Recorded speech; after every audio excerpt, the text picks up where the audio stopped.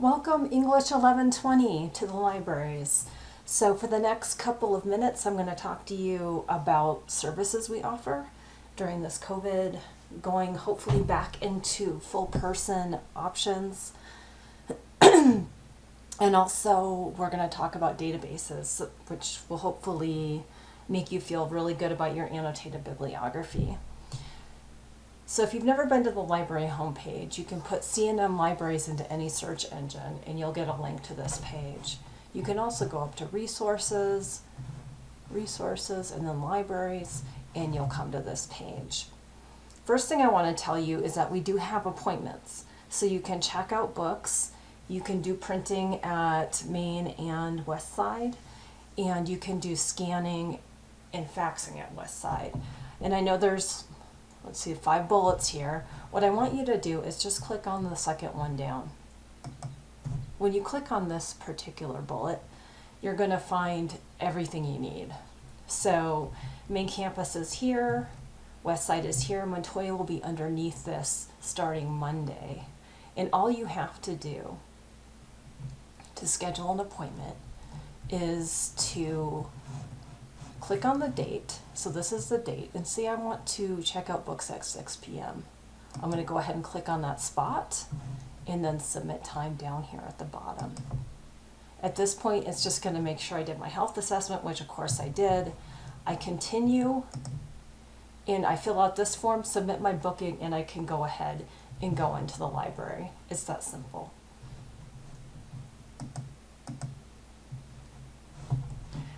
So, going back to the libraries, and now I'm going to talk about databases.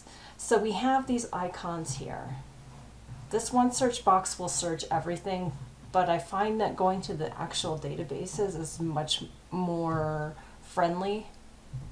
So I'm going to go ahead and click on databases for the friendlier version. And as you will see on top here, we have a subject search, a database type, and a vendor. Today we're going to focus on the database type because it's the shortest list. If you have time, please explore the subject drop down here. But for today we're going to keep it as simple as possible. So from here I'm going to go ahead and show you Academic Search Complete. I'm also going to show you Nexus Uni, Newsbank, and Films on Demand today. So if I were to use a database type, I could go to streaming videos for Films on Demand.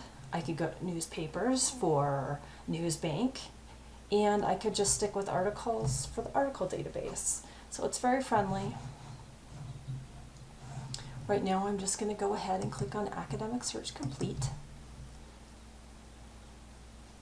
And when I do this, it's a pop-up box is going to come up and it's going to ask you for your username and password.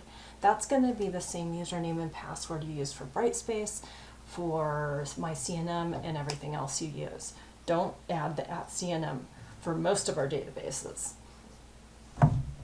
I'm going to click on Choose Databases to expand my search. When I select this box and click OK, what I can do from here is I can think about the keyword list that I made based on my subject. So my problem that I chose for my annotated bibliography is social media and misinformation. I can see how much is in the database. So I just click social media and I got 292,000 hits, which is a lot. So I know that word definitely works. And I can also look down here under subjects where it says subjects and it says social media. That means the computer thinks in that word. So I'm in a good place because we walk into our research with a certain intention and we tend to think that the computer will automatically speak the same way we speak. And because that's not always true, that keyword list can be really helpful.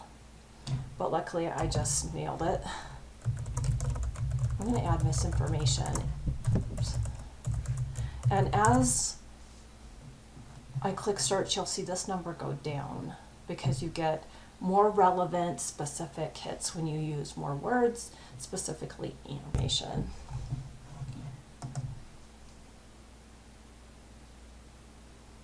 And now I got 505. So it's a little bit easier to navigate 505, and it's very specific to what I'm looking for.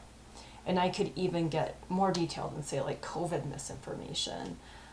I could do cancer misinformation or any health emergency that people might be dealing with or concerned with. What you'll see with our databases is that we have a title here. We have information about the article. In this case, it's telling you it has an abstract, which of course is the summary of the article. It's giving you magazine information, and it's giving you a slight blurb on what is in the article. And then of course we talked about the subject terms here, which they label very explicitly as subjects. So I have a PDF full text and I have an HTML. If I don't see those, I may not have a full text article. So that's why we go over to limit to full text over here on the left hand side. We also have the option of limiting dates. So I can move this up to make sure that I have the most recent information. From here, I'm going to go ahead and click on that PDF, which of course, think of PDF as P as in picture. And this is an editorial. So notice that editorial is a different kind of information than an academic article, but it's a very credible editorial. It mentions whether or not it has conflict of interest, which it says they do not. That's a good sign. And it is from a credible article, from a credible magazine. You'll notice you have the option of emailing, putting it in a folder, or getting the citation separately from emailing it to yourself. So if I go down here, I do see the MLA. So it's a place to start. It may not be perfect. Please check your style manual and of course your brain, which is more reliable than a computer anyway, in terms of getting these citations. When you mail it to yourself, you'll notice that is also an option. And of course it's pretty self-explanatory. You put your email in, your subject, and you just click send and you're golden. This is where I like to ask you guys to do a search on your own and let me know what you think of the database. But since we're doing this over video, please contact me at BOLEARY@cnm.edu, or contact one of the librarians on the LibChat, which is right down here, LibChat, chat with a librarian. You get stuck, click on here. We have somebody waiting. Just keep that in mind. If you ever get stuck, we're here for you, in addition to having those appointments. So moving right along, we're going to go to our next database, and you'll see similar features.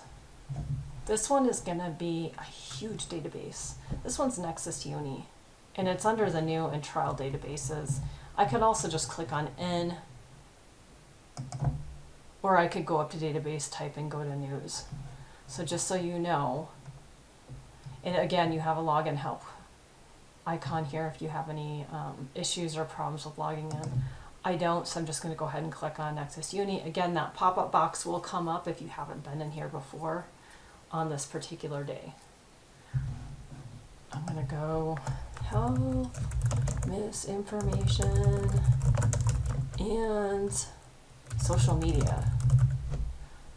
So notice it's defaulted for news. This is a ginormous database. So if you are interested in legal information or business, please explore this data. 70 hits here. And again, this database is huge. So if you are interested in in-depth research, please take time to look at these bars on the side where they talk about subject, publication type. Right now we're in news, but they'll even break that down more into blogs, news-based publications, and newspapers. If I just click on newspapers, I get 220. Well, it said I got 220, and now I have 181 when they thought about it.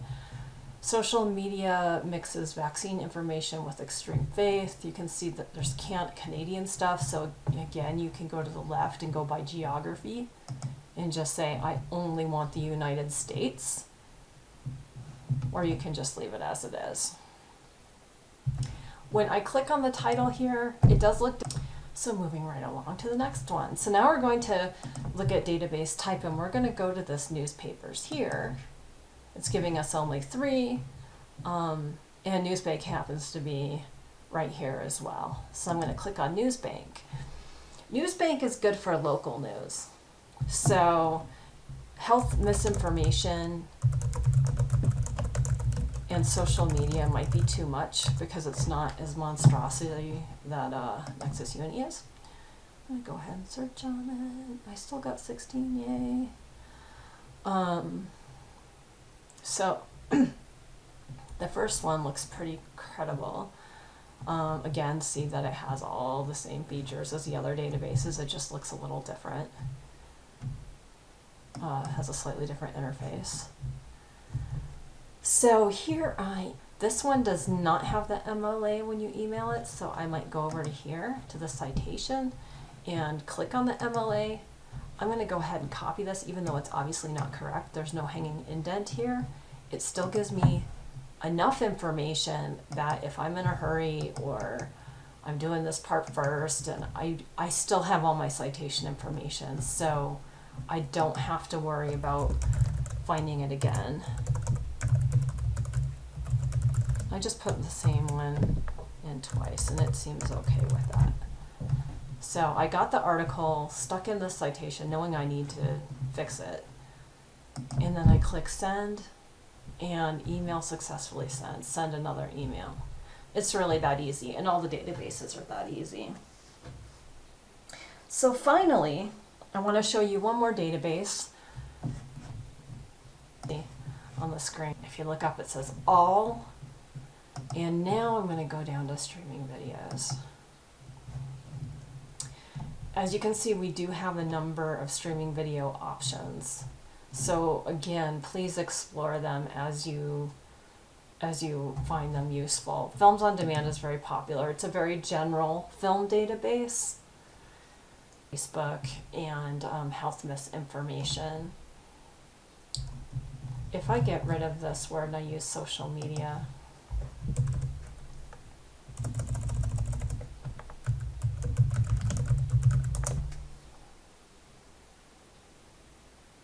I got 29 hits. I'm going to get rid of video and see if one of the solutions, for example, my solution for this is to educate people on how to evaluate information. And we give them an acronym, OCRAP, which is objectivity, credibility, and currency, reliability, authority, which you can think of as author, what makes this author worth your time, and purpose, or publication. So basically we give people this acronym because it just jogs their memory of all the things that they can look at when they're deciding whether or not they can trust this Andrew guy. And we can see that one of the problems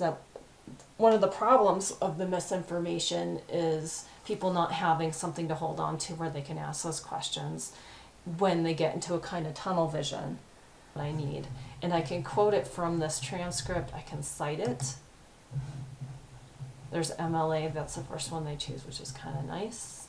And again, I can share it. So in that message box, I would put that citation in there just in case you don't have time to find this video again. So I hope this has been helpful to you. If you have any questions, here's that chat with a librarian. Again, I'm at boleary@cnm.edu. You can email me anytime. And I'm really looking forward to seeing you guys in the library soon. Thanks so much.